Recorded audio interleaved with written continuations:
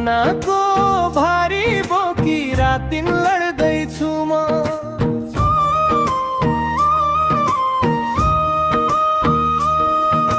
भोलिको आँगन सम्झिँदा आँखा रसाउँछ, आमाको माया सम्झिँदा मन नजै रुँदैछ।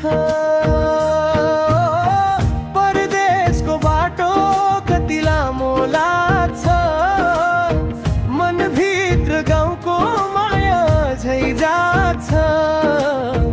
कुबेर गुरुङको कथा सङ्घर्षको हो, भोलिको उज्यालोमा विश्वासको हो।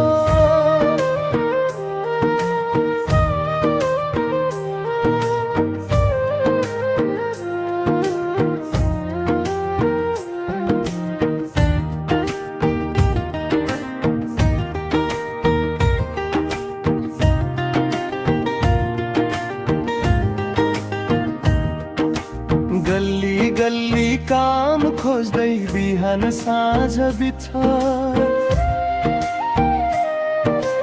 थाकेको शरीरमा पनि आशा झै जिउँछ। साथीहरू टाढा भए पनि सपना नटुटो,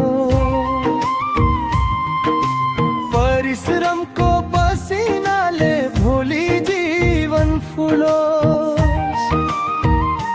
ओ परदेशको बाटो कति लामो लाग्छ, मनभित्र गाउँको माया झै जाग्छ। कुबेर गुरुङको कथा सङ्घर्षको हो, भोलिको उज्यालोमा विश्वासको हो।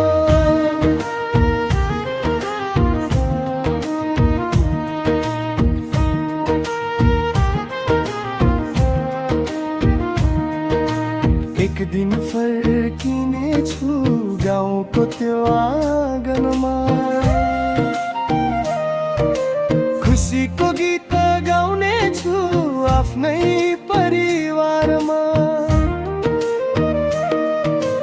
आज आँसु भए पनि भोलि मुस्कान हुनेछ।